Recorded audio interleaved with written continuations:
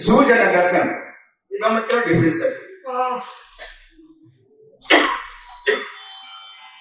એવો જ તફાવત કેટલો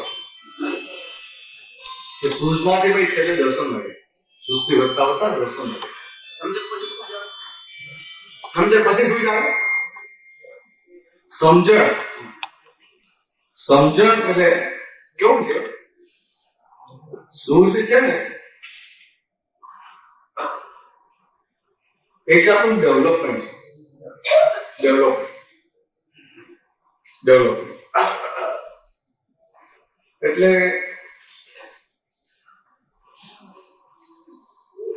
હમણાં આપણે સત્સંગ કરીએ છીએ, જાઓ સ્થૂળ દાખલો આપો, આ માઇકમાં આમાં વિસર્જન થાય તો આ હિરંદર દોડીને કરે ના કરે? તો કે એને એની સૂઝ છે, સમજણ છે. એટલે તો આ કાકા બેઠા છે, દોડે ખરા કે સમજ જ ના આપણે જેમ કરું છું. એટલે સૂઝ એ અંદર ડેવલપમેન્ટ છે, બધાની અલગ અલગ, અને એ સૂઝ વ્યવહારમાં પણ હોય અને આ બાજુ આત્મા બાજુ પણ હોય. એટલે આત્મા બાજુની સૂઝ એ વધતી જેમ જેમ વધે એ દર્શનમાં જાય છે. દર્શન આજે કેવળ જ્ઞાન, કેવળ દર્શન, કેવળ ચારિત્ર કહે છે ને, એમાં દર્શનમાં જાય. એમાં પણ સૂક્ષ્મતમ અવસ્થા હા, એમાં સૂક્ષ્મતમ અવસ્થા કરાય. એ સ્થળ આવે ને, બધા આવે બધા. પણ આપણને તો હવે આ દર્શન ખુલ્લું થયું હતું. દર્શન ખુલ્લું થયું એ સૂઝ તો લઈને આવેલા હોતો ફાયદો વધારે થાય. પણ હવે આપણું લક્ષ્ય સૂઝ તરફ કે આની તરફ એની પર નથી, પ્યોરિટી તરફ છે. 100% પ્યોર એ દાદા ભગવાન. સમજે? 100% પ્યોર એટલે દાદા ભગવાનનું સ્વરૂપ થયું. 100% પ્યોર એટલે શ્રીમંદર સ્વામીનું સ્વરૂપ થયું. આપણું લક્ષ્ય એ છે. વચ્ચેના ઇન્ટરમીડિયેટ લક્ષ્ય આપણે નથી પકડ્યા. સમજે? અને એમાં આ બીજું બધું હેલ્પિંગ છે. આ તમે સત્સંગમાં શિબિરમાં આવે એમાં હેલ્પિંગ છે. તમારે પ્યોર થવું છે તો પ્યોર થવા માટે નિશ્ચય થાય, નક્કી પણ થાય, એ બધામાં હેલ્પિંગ છે. પણ એવું નથી કે આ સત્સંગમાં ગયા એટલે પ્યોર થઈ ગયા. સત્સંગમાં જાઓ એ સમજણ છતી થાય, એ સમજણ ફિટ થાય, એ નક્કી પણ થાય, એ આખો પુરુષાર્થની ડાયરેક્શન ચાલુ થઈ જાય. એટલે ભરત પ્યોરિટી કોને કહેવાય?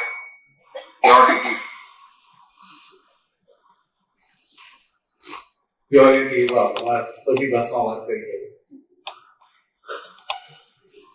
એટલે પ્યોરિટી કોને કહેવાય? બધી ભાષામાં વાત કરી પડે.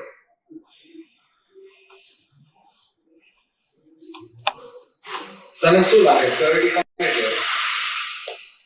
મને તો એવું લાગે કે અણહકની લક્ષ્મીના અણહકની સ્ત્રી સંબંધી વ્યવહાર ના હોય જેનો, એને પ્યોરિટી કહેવાય એવું મને લાગે. બરાબર. એટલે આ છે ને આપણી પાયાની વાત કરી આપણા માટે કે આ જ્ઞાન મળ્યા પછી અણહકની લક્ષ્મી અને અણહકની સ્ત્રી આ બે ભાગમાં ચોખ્ખા રહ્યા એટલે બધું પ્યોરિટી આવી. પણ આ જે લઈએ છીએ આપણે તો આ તો બે મેઇન વસ્તુ છે. મેઇન વસ્તુ પહેલા પેલું આ જ આવે. પણ આ પ્યોરિટી જે બધા લેવલ સુધી જાય કે ના જાય? એટલે કે આ સંસારની વિનાશી સુખની કોઈ પણ પ્રકારની ઈચ્છા ના રહી ત્યારે ઓરિજિનલ પ્યોરિટી ખુલ્લી થાય. આ હમણાં તમે સત્સંગ આવ્યા હોય તો થાય કે ના થાય કે ભાઈ આજે અમે આવી જગ્યા બની ગયા તો સારું, અને અહીંયા બીજા બેસી ગયા તો બાજુમાં બેસો ખરા, અંદર તો રહે ઘણું આ ગવાયો તો સારું થાય. અને કોઈને ત્યાં કોઈને જગ્યા જોઈતી હોય તો એ આવે તો શું થાય? શું થાય? આખી પેલી વસ્તુ નથી, બધા ઈચ્છાઓ રહે કે ના રહે? હવે આ તો બહુ માઇનર વસ્તુ છે, નાનું એને સુખ તો લાગે છે. ત્યારે દાદા ભગવાન પોટલા જેવા, પોટલું એ કયા પોટલા જેવા છે આમ સમજાય નહીં.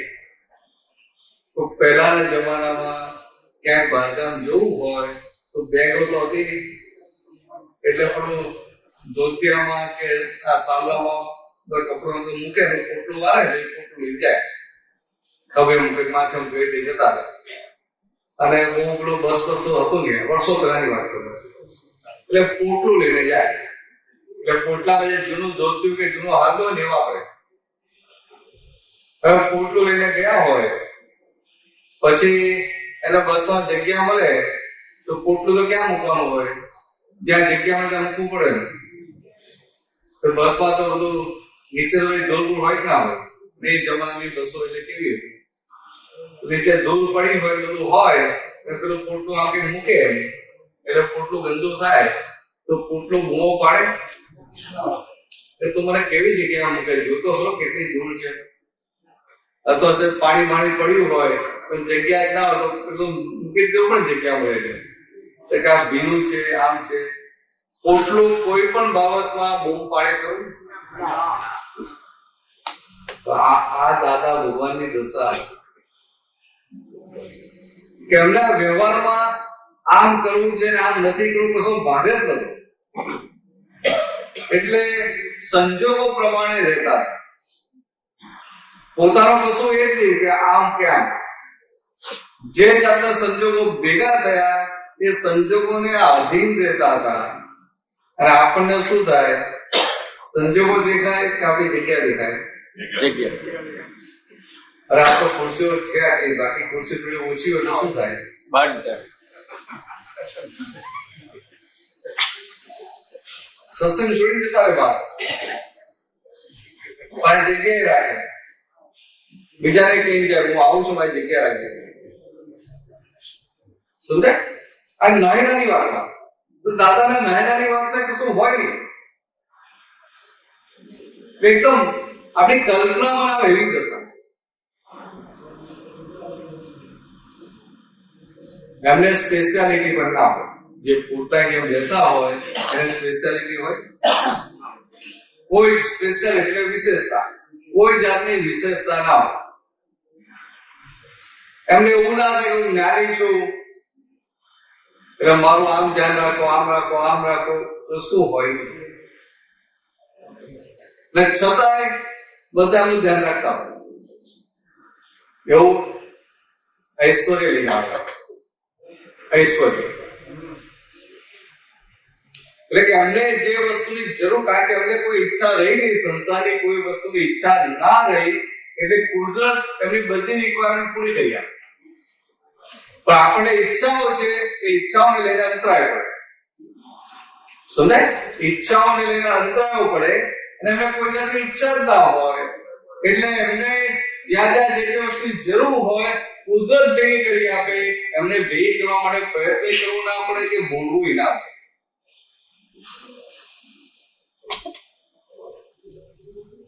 આ જાડેજા સાહેબના કચાવીને ખબર હશે,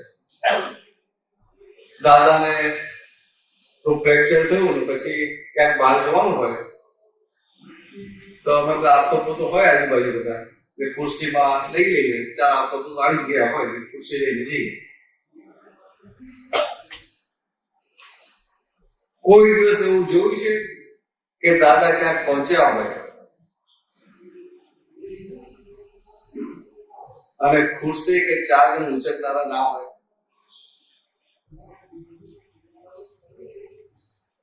તમે વિચારી જો, તમને ખબર કે આ સત્સંગમાં ત્યારે ચાર જણ ખુરશી ઉભા હોય પણ અનએક્સપેક્ટેડ ક્યાંક આમ ગાડીમાં જતા હોય કારમાં ત્યારે ચાલો આમ ઘરે ચાલો ત્યાં જરા દઈએ, તો જેને ત્યાં જવાય એને ખબર ના હોય. પણ દાદા ગાડીમાંથી નીચે ઉતરે પેલા ખુરશી હાજર થઈ ગઈ હોય અને ચાર જણ ઉચકનારા હાજર થઈ ગયા. આને ઈશ્વરીય કહેવાય. એમને ઈચ્છા નથી, માગવું નથી પડતું, કેવું નથી પડતું, પણ અંદરથી ચોખ્ખું થઈ ગયું છે એટલે કુદરત એમની પર ઝૂમે. કુદરતના સંજોગો ભેગા કરી આપે, આપણે ભેગા કરવા એટલે તમે વાત કરી એના પરથી યાદ આવ્યું કે અમુક વખત એવા સંજોગ હતા કે દાદાની જોડે એકાદ બે જણા જ હોય. કારણ કે શાહ સાહેબ વાત કરતા હતા કે વખત કે અમેરિકામાં શાહ સાહેબ કે હું અને દાદા અને એના ફેમિલી હતા, 2-3 જણા જ હતા, પણ તોય દાદાનું કઈ રીતે સાચવાયેલું? આ જો કેવું નથી કે એમને કોઈ નથી ઈચ્છા નથી, છતાં એવા સંજોગો ભેગા થતા. તો દાદાને ઓળખવાના છે જ આ રીતે. એટલે આ વાત થાય ને કે એમને ઈચ્છા નથી કે કોઈ મને લેવા આવી જાય, કે કોઈ 4 જણ ખુરશી આવી જાય, 4 જણ ઉચકનાર આવી જાય, બધો વિચાર સરખો ના આવે. છતાંય એમને આ જે સંજોગ જરૂર પડે ત્યાં સંજોગ કુદરત ભેગા કરી આપે. આ વાત આપણે સમજાય ને તો આપણને ખબર પડે કે સંસારમાં નાની આપણી કેટલી બધી ભિખારીપણું છે, કેટલી બધી આ સંસારી સુખોની ઈચ્છા છે. આ જોઈએ, આ જોઈએ, આ જોઈએ, આ જોઈએ. તો કે એમને બધું ગયું હતું તો બધું જ મળી જતું હતું. આપણે બધું જોઈએ જ છે ને. એટલે આપણે આપણી ઈચ્છાઓ દેખાય અને ઈચ્છાઓની સાથે આપણે બેસીએ ને એટલે મળે જ ના મળે. કેટલું સહેલું છે. દાદાનું જીવતું જાગતું ઉદાહરણ છે. બહુ મોટું આશ્ચર્ય થઈ ગયું. જો ને આટલું મોટું અમને ઉભું થયું, એમને 1958 જ્ઞાન થયું ત્યારે કેટલા લોકો આવતા? આવું ગજબનું વિજ્ઞાન કે જે આટલા વર્ષો પછી આપણે સમજી શક્યા નથી. તમે ખોટી વાત છે? તમે કઈ સમજી ગયા મને ખબર નથી. પહોંચો કે આટલા વર્ષો પછી એમને જે 1958 વિજ્ઞાન જે ખુલ્લું થયું, આટલા વર્ષો પછી આપણે સમજી શક્યા નથી. બરાબર.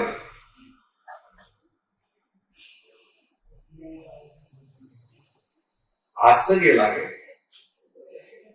કે આવી અદભુત દશા ખુલ્લી થઈ કે આટલા વર્ષો પછી આપણે સમજી શક્યા પણ નથી.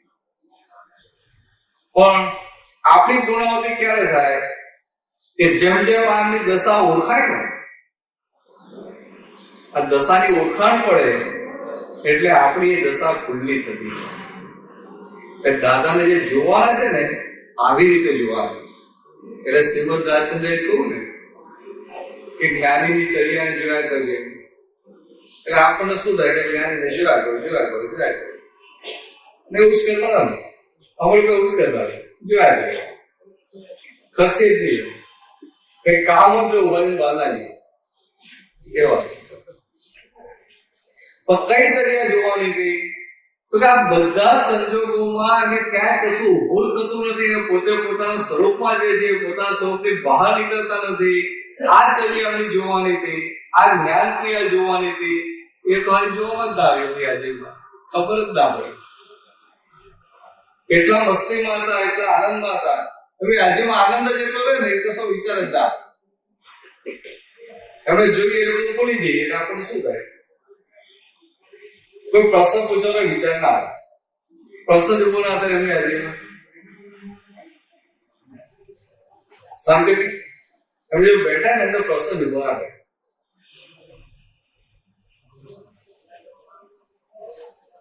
તમે તો કેવા પ્રશ્નો કરો છો નથી કરતા. એટલે એના ખબર ના પડે કે અમારે દશા કેવી ખબર ને. તમે અમારી દશાની વાત કરી કે એમની હાજરીમાં કશો ઉભો થાય. હા, જો બહુ મોટી વાત કરી કે એમની હાજરીમાં બુદ્ધિનું ચલણ જ બંધ થઈ જાય. બહુ મોટી વાત કરી, બુદ્ધિનું ચલણ બંધ થઈ જાય. મનનું સમાધાન ઓટોમેટિક એ વાતોમાં જેવું હતું કે આવીને બેઠા હોય ને કઈ દાદા વાત કરે એમાં આપણું સમાધાન આવી જાય. અને મોટામાં મોટું શું હતું કે દાદાએ કઈ વાત કોઈ પ્રશ્ન કર્યો અને દાદાએ ઉત્તર આપ્યો. હું તમને જવાબ આપું ને તો બીજા 2 પ્રશ્નો ઉભા થાય કે આગળ આ પૂછું. દાદા ભગવાન એવા હતા કે બોલે ને એની સાથે એના બધા વિકલ્પો સમી જાય અને વિકલ્પો સમી જાય એટલે બુદ્ધિનો બાગેડાકો બંધ થઈ જાય. વિકલ્પ જ બોલાય. ઘણી વાર તો અમને એવું થાય કોઈ કઈ પ્રશ્ન કર્યો ને પ્રશ્ન કંઈક કર્યો હોય દાદાને જવાબ કંઈક જુદો આપે એટલે અમને થાય કે આ પેલું ઇન્ટરપ્રિટ કર્યું બરાબર ઇન્ટરપ્રિટ કર્યું નથી એમ પ્રશ્ન બરાબર નથી દીધો દાદા બરાબર સાંભળ્યું નથી તો પેલાને પૂછે ને તેને બરાબર પાકું સમાધાન થઈ ગયું એટલે નવાઈ લાગે પ્રશ્ન શું છે દાદાએ જવાબ શું આપ્યો પેલાના બધા વિકલ્પો સમજાય એટલે આજે કહે છે ને કે જ્યાં મોક્ષમાં શબ્દો નથી સ્થિતિ જ છે ને એનો અનુભવ થાય દાદા ભગવાન કે ન ભૂતો ન ભવિષ્ય એવું બની ગયું છે એવું કે માની લેતા હતા તો સમજ્યા વગર માની લેતા દાદાના મુખે કે અમે માની લેતા બરાબર ન ભૂતો ન ભવિષ્ય એવું અત્યારે સમજાય કે આવું ખરેખર આ એવું જ કંઈક બની ગયું કે આટલા વર્ષો પછી પણ જો આપણે દાદાને પૂરેપૂરા સમજી શકતા નથી તો એમનું પોતાની દશાને પોતાનું પદ કેવું હશે અમને જ્ઞાન જ્યારે સમજાય છે ત્યાર કોઈ પ્રશ્ન જ ઉભો થતો પણ આમાં બધા પ્રશ્નો કંઈક વાત કરો તો એવું છે અહીં આવો ને એટલે એ સારા નક્કી થોડું એવું હોય તો પૂછ્યા કરે બાકી પ્રશ્નો ઉભા ના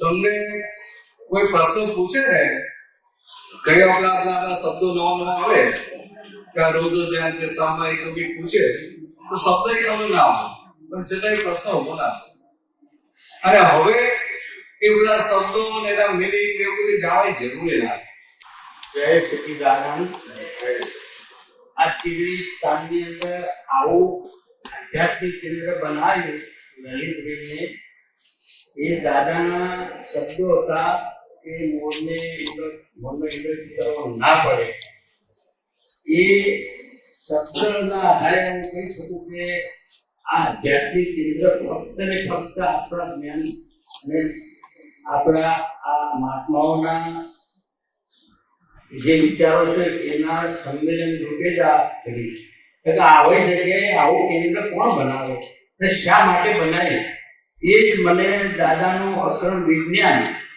એ મને બહુ જ ગમે અક્રમ એટલે શું પાછું એ પણ પ્રશ્નો બધા ક્રમ એ વિશે થોડી સમજ આપો હા તો આ જગ્યા એક લલિતભાઈની બહુ ઉત્કૃષ્ટ ભાવના કહેવાય કે એમને આ સગવડ કઈ છે એવું નહીં સગવડ તો બધી કરી એમ ખાવા પીવાની જવાની બધી તો એમને એક વ્યવહાર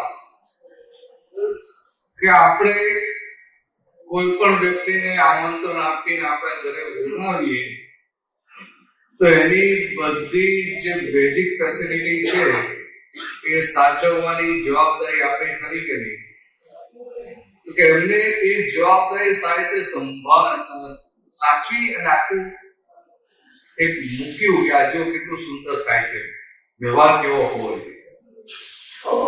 અને મહાત્માની જબરજસ્ત પુણ્ય કે આવો કુદરતી સંજોગ ભેગો થાય છે આવો 5-6 દિવસ અઠવાડિયું મળે ઘર છૂટે અહીં આવે એટલે ઘર યાદ આવે નહીં એટલે જે વ્યક્તિમાં અવકાશ ઉભો થયો એમાં આ સત્સંગની બધી સમજણ અંદર ફિટ થઈ જાય સમજે તમે ત્યાં અમદાવાદમાં જો કે 20 ટકામાં સત્સંગ તમે ગયા હો ને તો 2 કલાક 3 કલાક સત્સંગ એટેન્ડ કરીને પાછા આવી જાઓ તો પાછું ઘરે આવીને ઘરના બધા સંજોગો હોય કે ના હોય ત્યારે અહીંયા બીજા સંજોગો નથી એટલે અંદર એટલું આકાશ ખુલ્લું થાય એમાં આ તમે સાંભળો જે છે ને તો ફટ કરીને આકાશ ખુલ્લું એટલે સાઈડ થઈ જાય તમને આવો પ્રસંગમાં આવ્યા હો અને પછી અઠવાડિયે પાછળ જાઓ તો 2-4-6 મહિના સુધી એની અસરો રહ્યા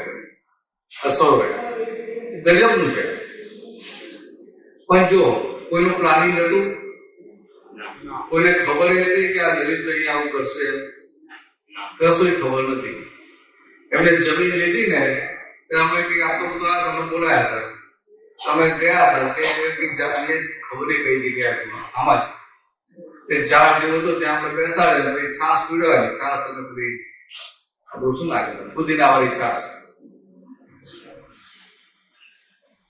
એટલે એટલે આપણે કંઈક કરશું તો કશું એમના પણ અંદર પ્લાનિંગ ઓકે હતું નહીં એટલે કુદરતી ઉભું થયું કુદરતી જે આવે એ ઉત્તમ માં ઉત્તમ એટલે આપણા માટે આ બહુ મોટું આજે 2 શિબિરો મળે છે ને મારો એક અંગત ચમત્કાર બતાવું તો આ મારા ભાઈ નાના ભાઈ બેઠા છે બહુ ટાઈમથી 15 વર્ષ પહેલા અહીં આવતા જોધપુરનો અને હું સુરત છું એટલે મેં કીધું કેમ છે એટલે કે તો દાદા ભગવાનનો પીવડી ગયા એટલે હું શું કહેતો એમને કઈ ભગવાન તો પીવી છે એટલું સુરતથી તમે પીવડી જાઓ ભગવાન ક્યાં બેઠા છે પણ પછી અમારા ગામના લગભગ 15-20 માણસો બધા આથી આવતા હું તો વાત નથી કરી આ બધા આવે છે અને લલિતભાઈના વીરભદ્રનો જન્મની ઉજવણી હતી આ કેમ્પસની અંદર એ પ્રોગ્રામ એટલો સરસ અને એ વખતે હું અહીં આવી ગયો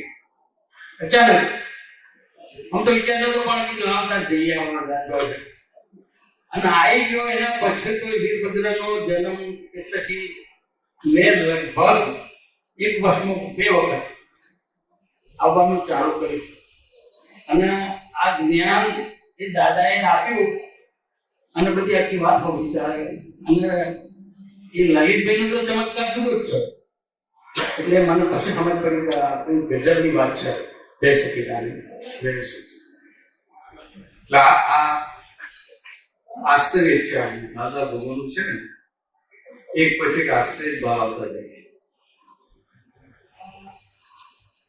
અને આપણે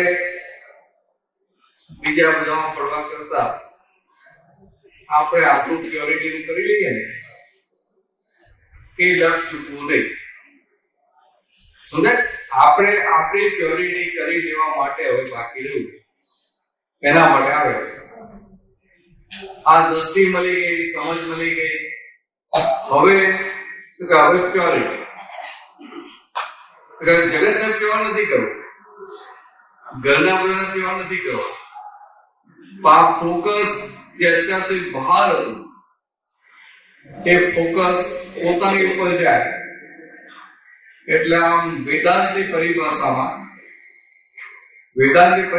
એવું કહે છે કે આ જગતના જીવને 2 પ્રકારની દ્રષ્ટિ હોય એક દ્રષ્ટિ બહિર્મુખી અને બીજી દ્રષ્ટિ અંતર્મુખી બહિર્મુખી દ્રષ્ટિ એટલે કે દ્રષ્ટિ બહારની તરફ દ્રષ્ટિ બહારની તરફ એવું કે કરાય એટલે આપણે સાંભળીએ કે દ્રષ્ટિ બહારની તરફ પણ રામ તારીમાં કે સમજાય નહીં બહારની તરફ દ્રષ્ટિને શું એ ના સમજાય આ તો આ દાદા મળ્યા ને દાદાની દ્રષ્ટિ મળી એટલે ખ્યાલ આવે કે બહિર્મુખી દ્રષ્ટિ એટલે શું તો કે આ દ્રષ્ટિ બહારની તરફ એટલે આ દ્રષ્ટિ બહારની તરફ જાય તો બહાર આપણે શું દેખાય બહારનું બધું દેખાય ને દ્રષ્ટિ બહારની તરફ હોય એટલે બહાર જે બધું છે એ દેખાય તો બહાર શું છે તો બહાર બધું મટીરિયલ છે મટીરિયલ એટલે કોઈ સરસ ગાડી હોય સારું ફ્રીજ હોય સારું મકાન હોય તો બહાર બધું મટીરિયલ છે તો કે મટીરિયલ ઉપર દ્રષ્ટિ પડપડ કરે એટલે મટીરિયલ ઉપર દ્રષ્ટિ પડે એટલે શું થાય કે ધીરે ધીરે અંદર એક માન્યતા ઉભી થાય કે આ મટીરિયલમાં સુખ છે સમજાય એટલે બહિર્મુખી દ્રષ્ટિ એનો સાચો શું થયો કે દ્રષ્ટિ બહારની તરફ તો બરાબર છે એટલે કે આ મટીરિયલમાં જે સુખ છે એટલે કે વિનાશી ચીજોમાં સુખ છે એવી જે માન્યતા છે વિનાશી સુખો ભોગવે છે નહીં પણ વિનાશી સુખમાં સુખ છે એવી જે માન્યતા અંદર છે એને બહિર્મુખી દ્રષ્ટિ કહી અને જ્યારે એ દ્રષ્ટિ 180 ડિગ્રી ટર્ન થાય એટલે ફોકસ પોતાની ઉપર જાય પોતાના મન વચન કાયા ઉપર જાય એટલે શું થાય કે દ્રષ્ટિ 180 ડિગ્રી ટર્ન થાય ત્યારે એને સમજાય કે આ બહાર જે સુખ છે એ ખરેખર સુખ નથી સાચું સુખ તો મારી અંદર છે, આ એને સમજાય એટલે પેલી માન્યતા તૂટે. આ વિનાશી ચીજોમાં સુખ છે, માન્યતા તૂટે ને આ સાચું સુખ અંદર છે એવું સમજાય એટલે એને અંતર્મુખી દ્રષ્ટિ થઈ કહેવાય. તો કે આપણે બધા મહાત્માઓ અંતર્મુખી દ્રષ્ટિ વાળા થયા, કે દ્રષ્ટિ અંતર્મુખી થઈ. એટલે કે અત્યાર સુધી ફોકસ બહાર હતું, કે બહાર બધું દેખાયા કરતું હતું, બહાર બધું મટીરિયલ દેખાય અને પતિએ દેખાય, પત્નીએ દેખાય, છોકરાઓ દેખાય, વહુએ દેખાય, બધા દેખાય કે નહીં. એટલે ફોકસ એ લોકો ઉપર હોય એટલે એ લોકોની ભૂલો દેખાયા કરતી હતી. હવે એ ફોકસ બદલાવીને પોતાની ઉપર ગયું એટલે એ લોકોની ભૂલો દેખાતી બંધ થઈ અને પોતાની ભૂલો દેખાવાની ચાલુ થઈ. તો કે આને દર અસર અંતર્મુખી દ્રષ્ટિ અંતર્મુખી. તો આ વસ્તુ આપણને પ્રાપ્તિ થઈ. તો જે શબ્દ આપણે સમજાવતા પણ નતા, બહિર્મુખી ને અંતર્મુખી, એ વસ્તુની આખી આપણે અંતર્મુખી દ્રષ્ટિની પ્રાપ્તિ થઈ ગઈ. એટલે એનો આનંદ આપણે લઈએ છીએ. સમજાય કીધું? એનો આનંદ લઈએ છીએ આપણે. હવે આ વિનાશી ચીજ, વિનાશી સુખો, હવે આ વિનાશી સુખ એટલે આપણે સમજાય ખરું. આપણે ભૂખ લાગી હોય ને જમવા જઈએ અને આપણો મગીદાનો કસનાર સીધો હોય તો હાવ ટેસ્ટી તો લાગે ના લાગે? મને તો બહુ લાગે છે. કાલે સવારે બેઠો ને પછી પેલા કે આમાં કઈ ઘી નથી આવતું, તમને ગરમ ઘી વાળો લઈ આવશે. તો પાછા કઈ ગયા બીજો નંદ જો ગરમ લઈ ગયા એમાં ઘી વધારે ઘી થી હલાઈ કેમ તો જેવું આપ્યો. હવે આવો સારો શીરો આપે તો શીરામાં સુખ ના લાગે? દેખો ભાઈ, તો હું એવું કહું કે આ તો વિનાશી સુખ છે. ખાઈએ કે ના ખાઈએ? ટેસ્ટી કે ના ખાઈએ? શું કહ્યું? ટેસ્ટી કે તમે કોઈ નહીં ખાતો નહીં? કાલે મળ્યો ને મને તો આપ્યો તો મારે ગરમ મળ્યો. આપણે ધ્યાન બહુ લાગે ને, 4-5-6 દિવસો આવી જાય તો ભૂલી જાય, બહુ જણ હોય તો ભૂલી જાય. તો કાલે તંદુરી રોટલી માં તો ભૂલી જ ગયા, સાદી રોટલી દઈ નાખી. એટલે અમને થાય કે હવે આપતો તો છે ને બીજું તો આવું બધું ખાય ને, તંદુરી રોટલી મેદાની આવું બધું હોય. હું ત્યાં ગયો જોયું દુકાન તંદુરી રોટલી, મને કેમ ના પૂછ્યું? પછી મેં પૂછ્યું ભાઈ આ મેદાની છે કે ઘઉંની? લાગે બંને શાક બંને લાગી, ઘઉંની છે ને મેદાની છે. પાછો આપણે પૂછવા ગયો, આપણે $1.50 કેવું પડે ને $1.50. તમે જેમ પૂછ્યો ભાઈ મને કેમ તો મને તંદુરી રોટલી ના આપી? તો મેદાની હોય ને એટલે તમને કોઈ ઘઉંની સારું તમારે શું બોલાવે? તો ભાઈ મેં ડાપણ કર્યું ના ઘઉંની પણ છે પણ માનતા જ નતા. પાછા પૂછવા ગયા ફળ ભાઈ 3 જાતની જગ્યા રોટલી.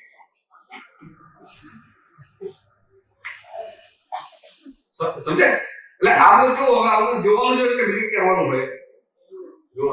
જોવાનું હોય તો કે જોવાનું હોય, જોઈને મૂકી દેવાનું, આગળ ચાલે કરવાનું.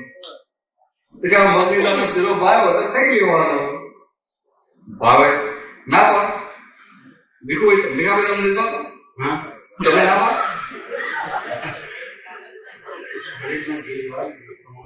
હવે તમને ભાવે ના ભાવે? હા ડાયાબિટીસ છે ને? હવે પણ ડાયાબિટીસ ગંધાવાનું નહીં.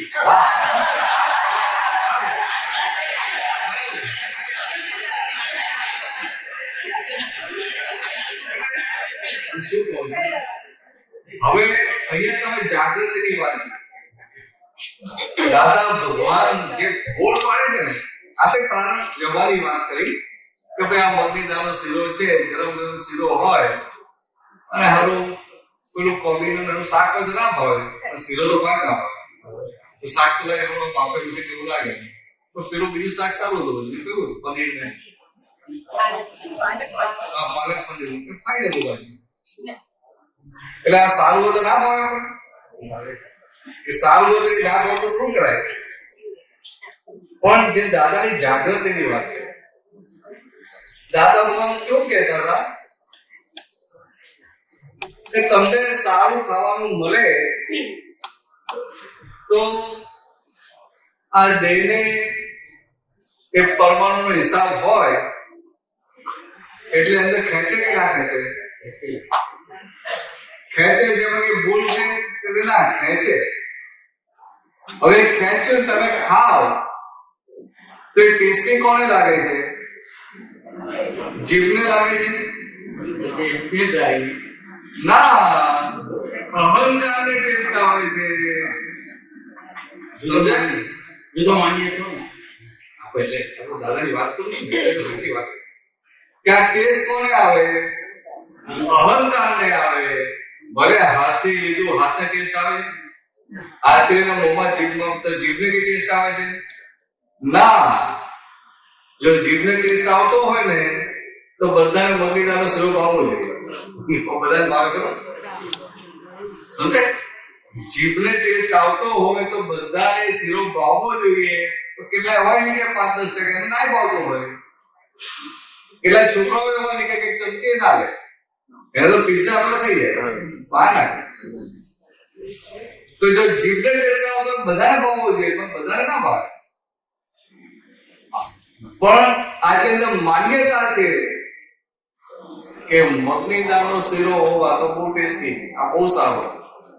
એટલે માન્યતાના આધારે એ અહંકાર ટેસ્ટ લે છે. સમજ્યો? માન્યતાના આધારે અહંકાર ટેસ્ટ લે છે.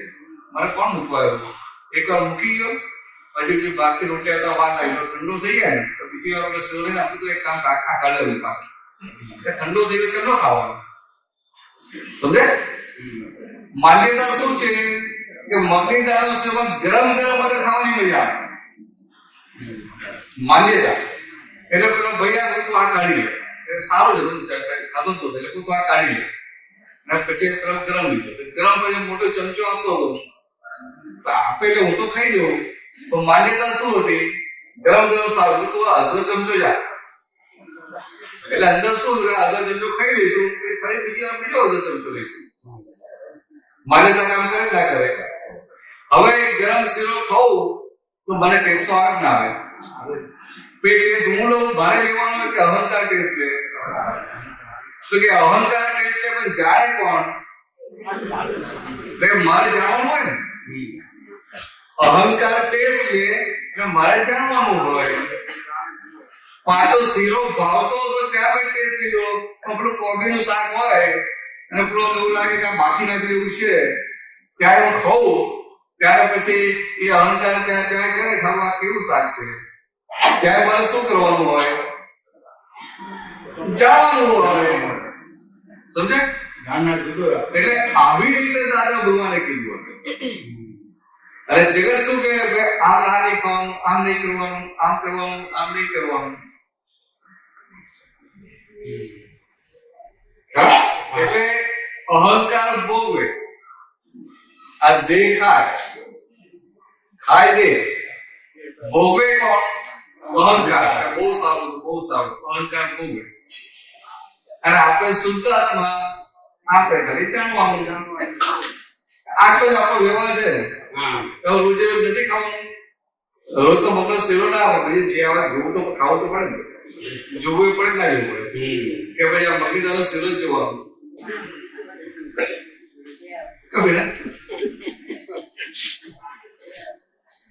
બીજી એક વાત પરેશાનજી મારે લખાણ લઈ લીધું હતું.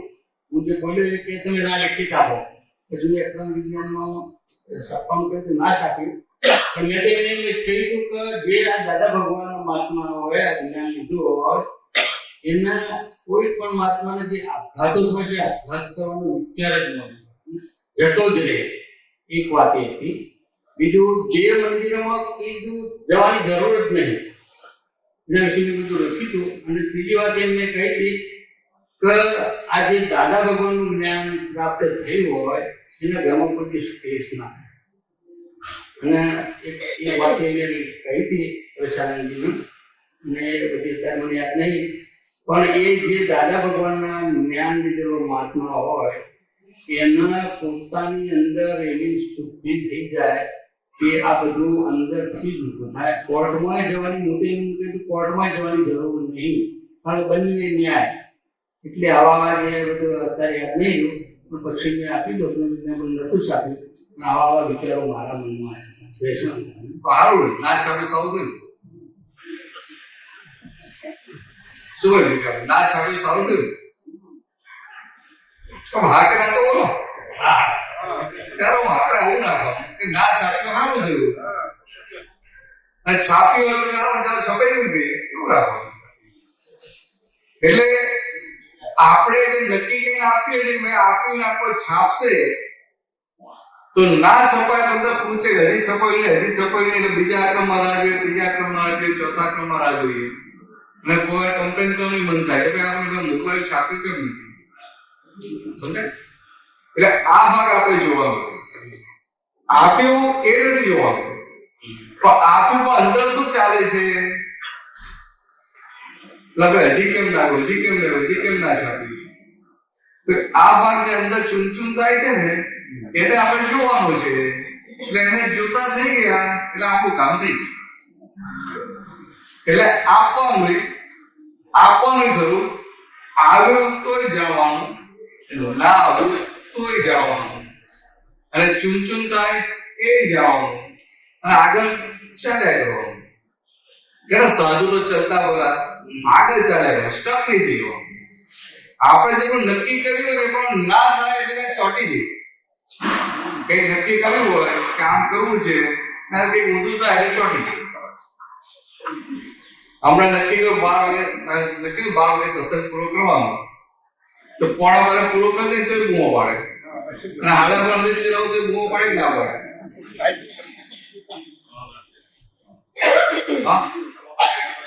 હા 100 વધે તો બૂમો પાડે. તો આપણે સામાન્ય ભાવે નક્કી કરવાનું. એટલે એ નક્કી કર્યું હોય એટલે પછી કુદરતી પણ સંજોગો ગોઠવે. પણ સામે દાદા ભગવાન બીજી સરસ વાત કરે કે નક્કી કરેલું નક્કી રાખવું નહીં. નક્કી કરેલું નક્કી રાખવું નહીં. તો આટલું સમજાય ને કેટલા મુક્ત રહેવાય. નક્કી કરો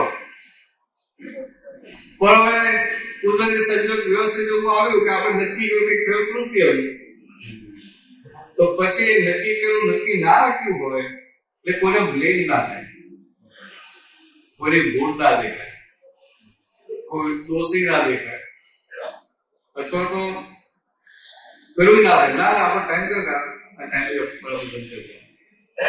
એટલે સંજોગ આમ વ્યવસ્થિત ની સત્તા છે પણ આપણું નક્કી કરેલો સંજોગ ના આવે ત્યારે વ્યવસ્થિત સત્તા આપણે આપણા હાથમાં લઈ ના લઈએ એ મોટા મોટી જાગૃતિ કહેવાય. સમજાય ખ્યાલ આવે કે ના ખ્યાલ આવે? આ તમે નક્કી કર્યું તો ટાઈમ 12 વાગે રસોઈમાં પહોંચી જવું તો બધા આપતો બધું આવશે પેલા મને પહોંચી વાંચે નક્કી તો કર્યું ને હવે નક્કી કર્યું 12:30 થઈ જાય અને પછી તમે ત્યાં પહોંચો તો વેચાર આપતો તો આવી ગયા હોય તો તમે ગુમાવી પાડે કે તમે કેમ આમ તમારું તો બધે આવી ગયું સત્સંગ તો ચાલ્યા કરે. હવે અંદર કેવું ચૂંટણ થાય કે આને જવાબ આપું તારે જવાબ આપું ત્યાં ચાલુ થાય. એટલે આપણે શું કરવાનું પેલા કે સાંભળવાનું એક કાને સાંભળવાનું બીજા કાને કાઢી નાખવાનું. સમજે કેવી રીતે કાઢી નાખવાનું? તો કે આ બોલે છે રેકર્ડ છે એટલે બીજા કાને નીકળી અને તમને એવું થાય કે હું મોડી આવી તો શું થાય? તમે બધું જવાબ આપો ના આપો કે ભાઈ અમારે તો બસ નહોતું અમને ભાઈ લાંબુ છે વચ્ચેથી ઉભા થઈ છે કે આગળ બેઠા હતા તો કેવું લાગે એટલે અમે ઉભા ના થયા. મતલબ અમને તો કે 12 વાગે તો વિચારે આવી ગયો તો ભાઈ કેમ કે આવી ગયો. એટલે આ બધું જે થાય છે ને એ બુદ્ધિ વાળો ભાગ ભજવી જાય. એને બદલે મોડું થયું ત્યાં ગયા કોઈ બે શબ્દો ગયા એ આપણે સમજી લો કે આ જાતે બોલે છે કે રેકર્ડ બોલે છે, પોતે બોલનાર છે કે રેકર્ડ છે. એટલે આટલું એવું એટલે કરતા ના દેખાય, ડુઓ ના દેખાય. એ ડુઓ ના દેખાય તો તમે અકર્તા થશો. પણ સામો કરતા દેખાય, સામો દોષિત દેખાય તો તમે અકર્તા ક્યાંથી થવાના? એટલે સંજોગો વ્યવસ્થિત આધીન છે. કર્તાપણું આપણે આપણા હાથમાં લઈ લઈએ છીએ. એટલે હાથમાં કર્તાપણું ના લીધું એટલે આવું થાય ને પછી નોર્મલ રહીએ. પાછા બીજા કોઈ કહે કે ભાઈ હવે કાલથી ધ્યાન રાખજો, તો આપણે કહીએ હા ધ્યાન રાખજો. હા પાડી દેવાય. હાથી મુક્તિ, નાથી બંધ. આર્ગ્યુમેન્ટ કરવા જેવા નથી. આ સંસારમાં ક્યાં આર્ગ્યુમેન્ટ કરવા? આ તો અહીંયા ઘરમાં કેવા બધે છે. આર્ગ્યુમેન્ટ કરવા જેવા જ નથી. તમે જ્યાં જ્યાં આર્ગ્યુમેન્ટ કરવા જશો ત્યાં ત્યાં તમારી બુદ્ધિ વાળો ભાગ મજબૂત થશે. સુધે છે કેવું? બુદ્ધિ વાળો ભાગ મજબૂત થાય. આપણ સર આમાં મારે તો ભૂલ જ નથી ને, કહી દઉં. મારે ભૂલને સાંભળે સાંભળી જવું તો કહી દઉં. તો કહેવામાં વાંધો નથી, પણ કહેનારને તમે જોઈ શકતા હો તો કેવો? જે કહેનાર છે કહેનારને જોઈ શકો તો કેવો? અને કહેનારને જોઈ ના શક્યા તો બુદ્ધિ વાળો ભાગ મજબૂત થાય અને પછી એ જ ભાગ તમને જ્ઞાનમાં રહેવામાં અડચણરૂપ થશે. એટલે આ મુક્ત પોટલાની જેમ આને કહું કે આપણા ભાગે જે જવાબદારી નિભાવવાની કરે અને સિન્સિયરલી હાર્ટલી નિભાવી છે. આપણે કોઈ પણ હોય હાર્ટલી અને સિન્સિયરલી કરવી છે, પણ સંજોગો જોવા પડે ને. જયારે સંજોગો પેલા થાય ત્યારે પાછું સંજોગોને કરતા નથી, એ સંજોગોને સ્વીકારીને ચાલે.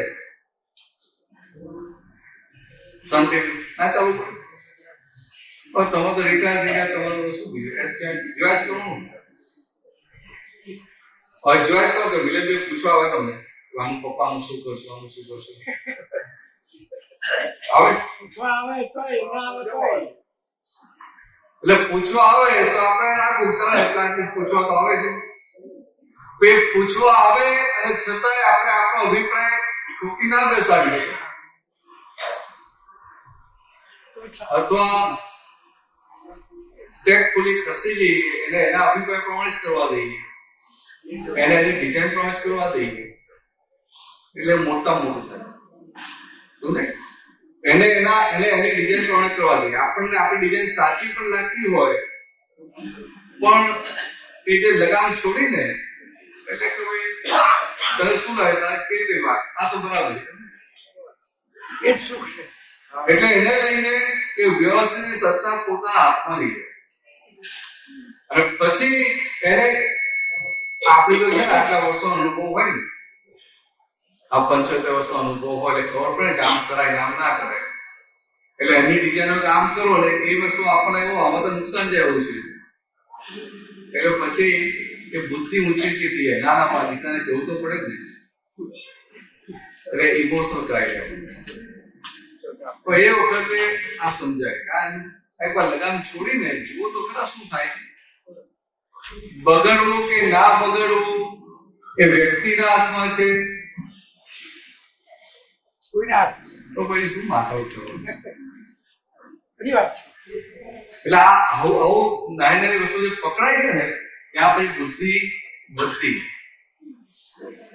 બુદ્ધિ એનું કામ એનો ઉપયોગ થઈ જાય એટલે એનો ઉપયોગ થયા કરે એટલે બુદ્ધિ સાફ થાય અને આને જે સત્યની બાજુ ગાડી માથા ઉઠી તો મારો પોતું કરશે એવું. બહુ ઝીણું ઊંડું ઉતરવાનું નહીં. બહુ વધારે ઊંડા ઉતરીએ ને આમ થઈ જશે આમ થઈ જાય આમ થઈ જે થવું છે થશે. આપણે આપણું ધ્યેય નક્કી છે. ધ્યેય આપણું ફિઝિક્સમાં વેક્ટર ભણાવતા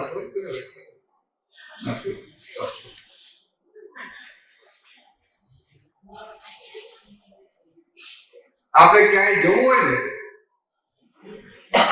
તો આપણી દિશા નક્કી હોય કે આ દિશામાં જવું છે. નક્કી હોય કામ કે મારે આ દિશામાં જવું છે તો કે દિશા નક્કી થઈ ગઈ કે મારે આ દિશામાં જવું છે. પછી એ દિશામાં જતા હોય વચ્ચે પર્વત આવે તો આમ ફરીને જવું પડે ને, ફરીને જાઓ પણ ફરીને જઈએ પણ દિશા નક્કી મારે જવું છે ત્યાં. સમજાય? આ હવે લોકો આ એક નંબરની રૂમમાં રહીએ છીએ તો ત્યાંથી મારે રસોડામાં આવવું હોય તો મારે સીધી લાઈનમાં દોડવું હોય ના હોય. ત્યાંથી પગથિયા ઉતરવા પડે, પગથિયા ઉતરીને ચડવામાં આવી જવું અથવા પેલા વચ્ચેની જે પેલી પાર્ટીશન પેલી તરફથી આવું, બંને બાજુ કેવા આમથી આવે તો મારે ધ્યાનમાં રાખવું મારે છેવટે બી બ્લોકમાં ઉપર આવવાનું છે. એટલે આમથી આવ્યો, આમ થઈને આવ્યો, આમ થઈને આવ્યો, મારે જેટલું કે મારે 10 મિનિટનો ટાઈમ હોય તો બિફોર ટાઈમ આવી જાય તો ટેન્શન થઈ જાય તો મારાથી કોઈ ટેન્શન કપાય નહીં. એટલે જ્યાં સુધી ટાઈમ ના થાય ત્યાંથી મારા આટામાં રહો ને, ટાઈમ થયા પછી એન્ટ્રી માં કહેવાય ને. એટલે આજે થતો હોવા તો મારી દિશા નક્કી હોય ને કે મારે અહીંયા જવું છે તો આ દિશા નક્કી કરી દેવાની. આ જ્ઞાન મળ્યું ને એટલે દિશા નક્કી કરી દેવાની. ફિઝિક્સ ની પાછો વેક્ટર છે, વેક્ટર પ્રવાહ ગુજરાતીમાં કઈ તો સમજો મન ના હોય. બોલો. એક પ્રશ્ન અત્યારે જે આપણે વાત કરી ને કાકાએ કે મહાત્માનું આવું હોવું જોઈએ, આવું હોવું જોઈએ, તો બહાર પણ અમુક વ્યવહારમાં પણ દેખાય જેમ દાદા ભગવાન નથી મળ્યા કે દાદા ભગવાન નું કઈ વાંચ્યું નથી, એ તો બહારનો વ્યવહાર જ જુએ છે કે ભાઈ આ દાદા ભગવાનના મહાત્માઓ છે તો દાદા ભગવાન કેવા હશે. તો ઘણી વખત એ કે વ્યવહાર સારો હોય ને, મહાત્માઓનો વ્યવહાર સારો જોઈએ તો કે બહુ સારું, તો એને દાદા ભગવાન પ્રત્યે પણ અવરો થાય. તો એક બાજુ આપણો બધા હિસાબો પણ છે અને એક બાજુ આ પણ વસ્તુ છે.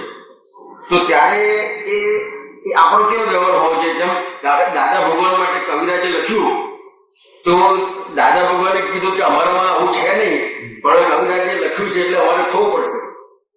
તો ત્યારે આપણો મહાત્માઓનો વ્યવહાર કેવો હોવો જોઈએ? એક બાજુ હિસાબે છે અને એક બાજુ આ પણ છે.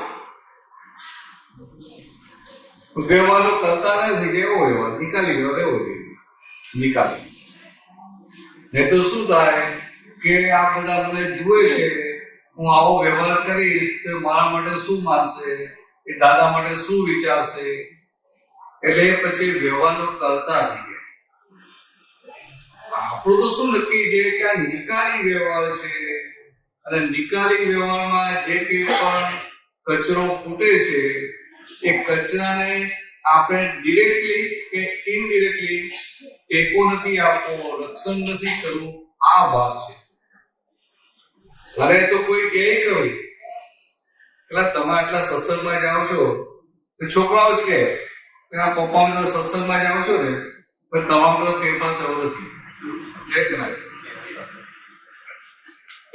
એ તો કે બરાબર છે કેવાય. અને એ લોકો જે દેખાય એવું કે એમને આપણો દ્વેષ ના હોય, આપ જે જુએ એના આધારે કહી દે. પણ વ્યવહાર નિકાલી છે આ ભાગ રહેવો જોઈએ. એટલે આપણે વ્યવહારને બદલવા જઈએ, બદલવા એટલે પણ એની બે ધાર છે. એક નિકાલી વ્યવહાર કહીએ છીએ એટલે આપણે એમાંથી બહાર પણ નીકળી જઈએ છીએ અને જો ખરેખર આપણે નિકાલી વ્યવહાર એને સમજીએ છીએ તો એની અસરમાંથી મુક્ત થઈએ છીએ. એટલે નિકાલી વ્યવહાર સમજે અને નિકાલી વ્યવહારમાં જે ખાચા કુચરા આવ્યા, ખૂણા બધા આવ્યા, બીજાને વાગ્યા, એના માટે જાગૃત છે. ત્યારે નિકાલી વ્યવહાર થયો ને એના માટે જાગૃત રહ્યા. તારો નિકાલી વ્યવહાર કરવો, તારા નિકાલી વ્યવહારથી કોઈને દુઃખ પહોંચ્યું ત્યાં તારી જાગૃતિ તો ફરી વળી જોઈએ. એ જાગૃતિ ફરી વળે, એ અંદર પસ્તાવો રહે, ખટકો રહે, એવું પણ થાય કે આવો વ્યવહાર હોવો ના જોઈએ. બરાબર. જે પોતે વ્યવહારો કરતા નથી પણ જેની દિશા નથી, આવો વ્યવહાર હોવો ના જોઈએ. એટલે આ જે અંદર મને રહે એ સામાવાળાને અસર કરશે. તો સામાવાળાને શું અસર કે જોવા જ ના જઈશ. એ જોવા જશે ને તને પઝલ ઉભી થઈ છે. બરાબર. સામાવાળાને શું થશે એવું જોવા જ ના જઈશ. મેં તો તને હું આમ કરીશ તો આવું થશે, આમ કરીશ તો આવું થશે, માટે આમ કરવું છે, આમ કરવું છે કે આમ નથી કરવું, એટલે એમાં ઘૂસી જાય. એમાં પછી એ બુદ્ધિનો ભાગ બની જાય. આપણે સિમ્પલ રાખવું. આપણે સવારે પગમાં પ્રાર્થના નથી બોલતા, આ મન વચન કાયાથી પ્રાપ્ત મન વચન કાયા જગતના કોઈ પણ જીવને કિંચિત માત્ર દુઃખ ન હોવું, ન હોવું, ન હોવું.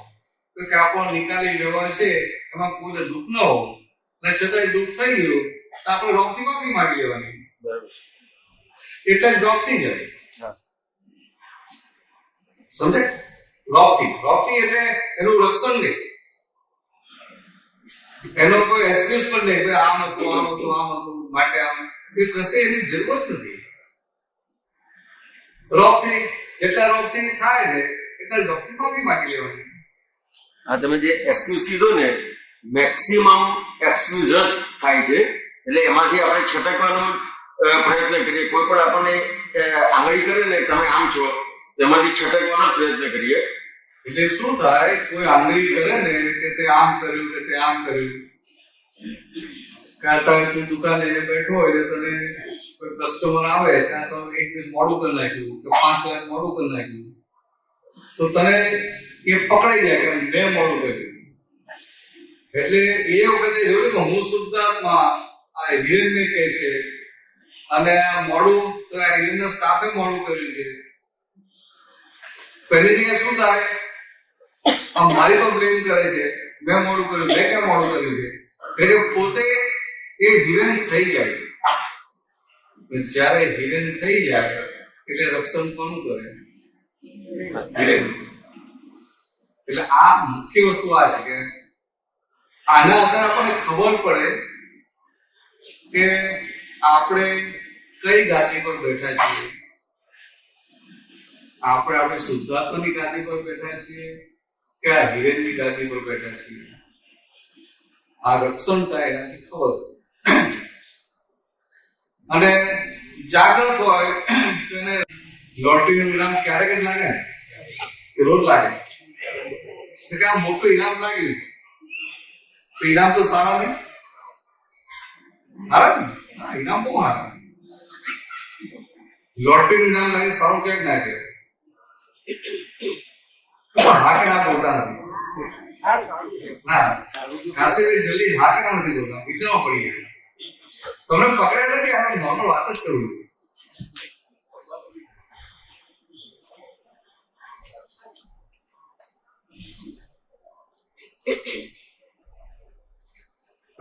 સેવાની પકડ દઈએ ને ભાઈ, હું જો એક દિવસ વહેલા આવી જો ને ફિલ્મ તો આગળ સારી કરે ને તમને કેવું 2 વર્ષ 2 વર્ષથી નથી આવતું. એવું ના કરતા આવી જજો. કામ નથી આપતું. અમે હાથવી દઈશું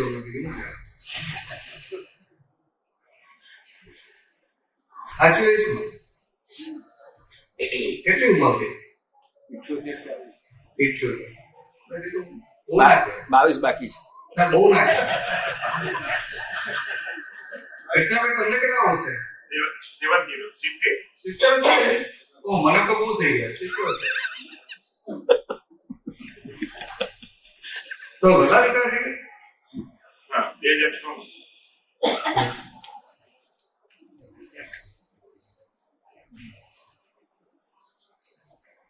આવું પછી શું થાય કે આ ઉંમર થઈ ને એટલે આપણને કહી દઉં કે ભાઈ આ મને આવું ખાસ આવું સમજ આપજો, બીજું ના એટલે કે આમ નોર્મલ ધ્યાન રાખો ને એવું લઈ ગયો. જે 2 દિવસ રૂવા હોય ને તો બહુ કામ પહોંચે. હા, કઈ દઉં વહેલા ના આવતા એ દિવસો. હા, એ દિવસો એ તો બરાબર. બધી રૂમોની બધું સંદાસ બાથરૂમ બધું સ્ટોપર બધું ચેક કરવા કરવું પડે. નોટબુક લઈ બધું કામ પહોંચે છે 2 દિવસ પહેલા. હા, બરાબર. એટલે તમારા અમુક જુદી જતું કામ બેઠા બેઠા થાય ને કે આમ ધ્યાન રાખવાનું હોય એવું. આપણે ફિઝિકલ ના હોય તો એ બધું વ્યવહાર ચાલુ છે પછી આવો કામ પેલું તો કામ આવે જ છે. આ તો એક દિવસ વહેલા આવી ગયો તમે આરામ કરો, કામ નહીં કરો, આરામ કરો. આ જો હું આખરે દરરોજ આવી ગયો એક દિવસ વહેલો બુકિંગ તો શું થાય પેલા કે 75 જણ છે બે જોયું તો બેસી ગયો. મેં ના પાડી પછી લઈ હા, આને ના પાડી મારી જોડી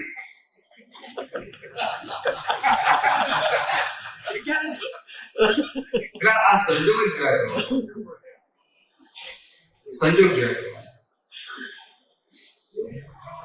તો મારી પ્રકૃતિમાં વહેલા આવવાનું છે જ નહીં. મને ત્યાં ક્યાં દેશ બોલાવો કહું છું મારી પ્રકૃતિમાં. તમને કોઈ વહેલા આવો મારી પ્રકૃતિમાં એવું છે નહીં. એમાં કેટલું જોર કઈ તમે કેવું વહેલા આવો મારી પ્રકૃતિમાં જ. મને તો શું થાય કે આજે ચાલો તો આજે આપણે પહોંચી ગયા. અને બીજું શું થાય મને તો ભાઈ આજે હવારે પૂરું થાય છે આજે સાંજે નીકળી જાવ.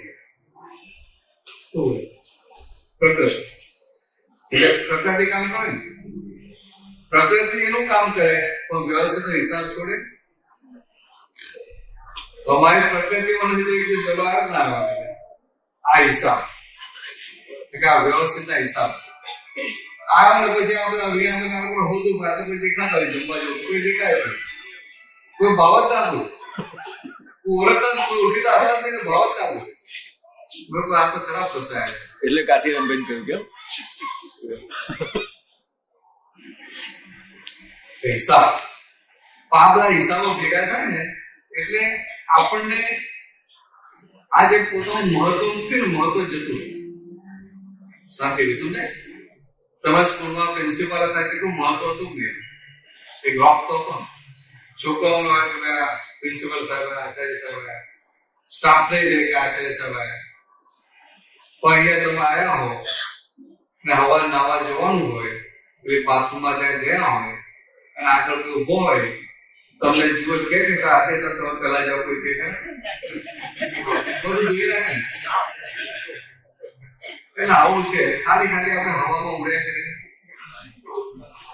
મને તો આ ક્યાંક જવું ને અમારે ફ્લાઇટ પકડવાની ગયો હોઉં ને તો અહીંયા તો માહોલ આપતો કઈ ખાતો પેટે ના પડે મારે ક્યાંય લાઈનમાં ના ઉભરવું પડે.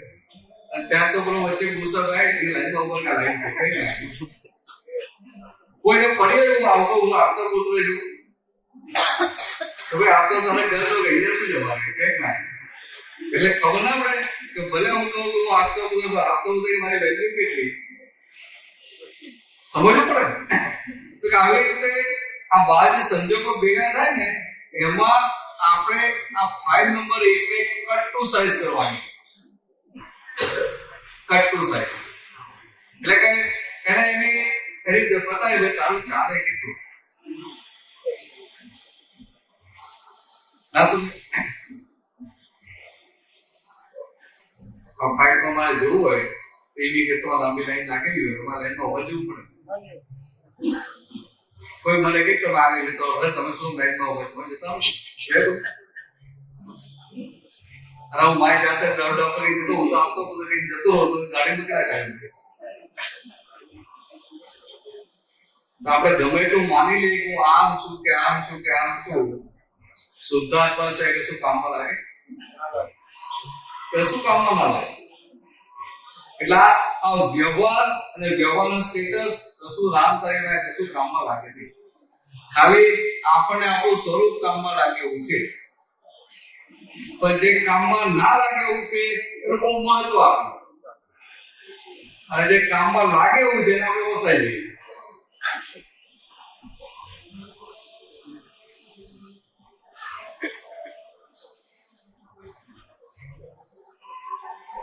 ચાલો બીજી વાત આ તો બધી થોડી અઘરી થઈ થેન્ક યુ 50 છોડી દે ને સમજે કાસમ હા બોલો ગુજરાતમાં બરાબર હવે આપણે સ્પષ્ટ રીતે અરે બાપા આ મોટી વાતો ના કરો. આપણે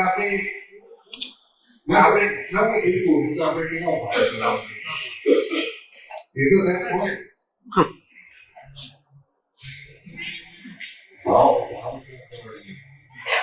એવું છે ને સ્પષ્ટ અનુભવની જે વાત કરો છો ને હજી સ્ટેશન બહુ દૂર છે. અત્યારે વાતો કરવાનો શું ફાયદો. સ્પષ્ટ અનુભવની દશાવાળા પુરુષ કેવા હોય કે અત્યારે તમારે બધું વાપરવું પડે ને કે ભાઈ આ મંગીદાનો શીરો છે, આ પ્રકૃતિ છે, માલ ખેંચે છે, ખાડર ખાય છે, અહંકાર ભોગવે છે, હું શુદ્ધાત્મા મારે જાણવું જોઈએ તો કે આ બધું ગોઠવણી કરવી પડે ને. તો એ ગોઠવણી કેમ કરવી પડે? તો કે અસ્પષ્ટ અનુભવ છે માટે. એટલે કે જ્યાં સુધી અસ્પષ્ટ અનુભવની દશા છે ત્યાં સુધી આ સિદ્ધ સ્તુતિના વાક્યો વાપરવા પડે. સમજાય? આપણે કોઈ અપમાન કર્યું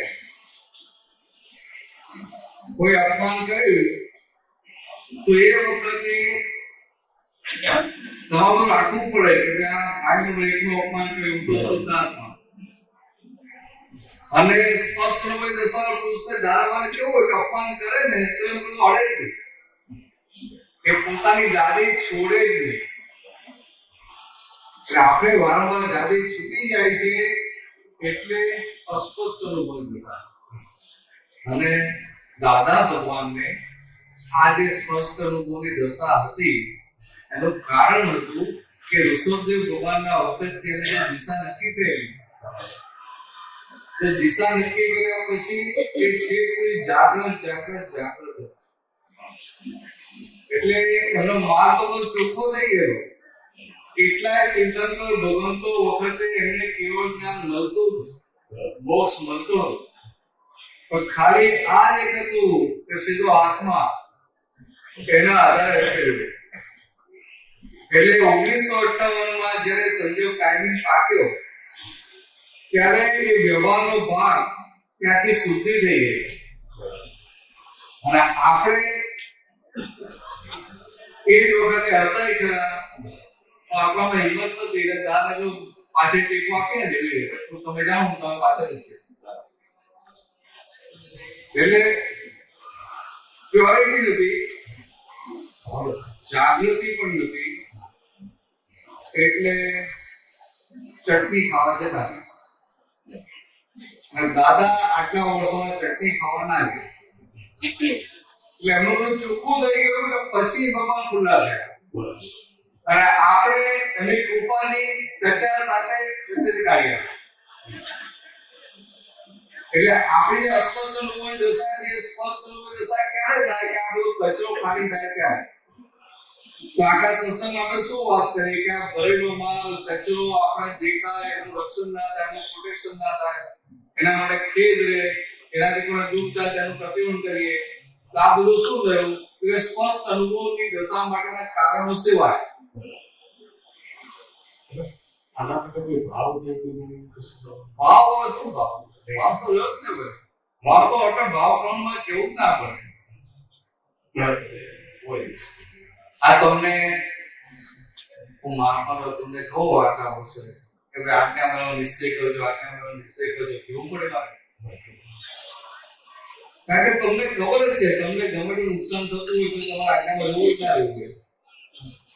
તમને લાખ રૂપિયા નુકસાન થતું હોય તો તમને એવું થાય કે જવા દો હમણાં કંઈક આ એક સાથે ઊંઘો બાજુ આપણે આપણું આ કંઈક પૈસા કામ કરી લઈએ પછી કે બધા પછી આજ્ઞામાં રહીશું. એટલે આજ્ઞામાં જેવું થઈ ગયું ને એટલે કે નિશ્ચય તો નહીં હોય કે આજ્ઞામાં રહેવું છે. હવે ખાલી સમજણનો ભાગ બાકી. તો કે આજ્ઞા શબ્દોથી સમજી શબ્દોથી અંદર જે ગેટ નથી પડતો. સમજણનો ભાગ ખુલ્લો થાય ને સમજણે કરી અને એમાં કેટલીક વાર તો શું થાય કે એક બે વાત કરતા આવીએ તો આ કાશીરામભાઈ કહે હું તો પસાર શુદ્ધાત્મા જોતો જોઉં છું તો તમને શું આમ મને તો દેખાતું નથી એવું નક્કી કરું. એટલે અમુક વાર તો બુદ્ધિના લેવલે આજ્ઞા પકડી. બુદ્ધિના લેવલે આજ્ઞા પકડે ખબર કેવી રીતે પડે કે તમે પછી એમનું જોઈ તમે નીકળો શુદ્ધાત્મા જોતા તો જોઈને આવો ને તો તમારે તમારું બુદ્ધિના લેવલે પકડ્યું એટલે શું કરો રિલેટિવ માટે ઝાડ છે, રિલેટિવ માટે શુદ્ધાત્મા છે, રિલેટિવ માટે પુત્રો છે, રિલેટિવ માટે શુદ્ધાત્મા છે, એમ જોતા જોતા આવો એટલે પછી એનું મન થાકી ગયું.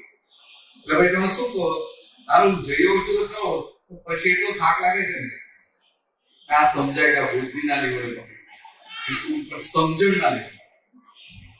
એટલે આ આવી રીતે પકડાય એટલે આપણે સ્પષ્ટ અનુભવની દશા તરફ જઈ રહ્યા. આખી વાત છે ને સ્પષ્ટ અનુભવની દશા તરફ જવા માટે છે.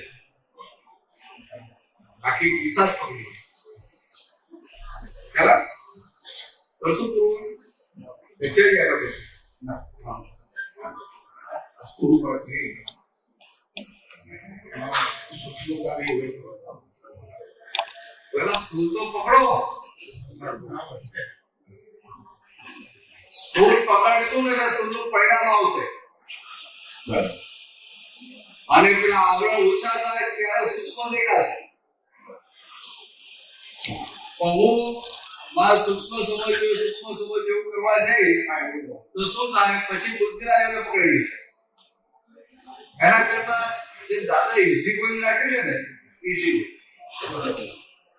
આ તમને આખી બધી વાતો કરી, આવા તમને ટેન્શન ના આવે, ઉપાધિ ના આવે. ખાલી વાત સમજવાની જ છે. વાત ક્લિક થઈ ચાલુ થઈ જાય. છતાં કોઈ સૂક્ષ્મની વાત કરે તો કરશું, બીજા આવવાનું તો નહીં વાતો કરશે. આપણે કઈ વાતો નહીં વાત તો દીધે જ આપણે તમારે જે પ્રશ્ન વાત દીધે. ચાલો ચિત્ર નથી કરીએ. બોલો. જય સચિદાનંદ. દાદા ભગવાન શિવ જય જયકાર.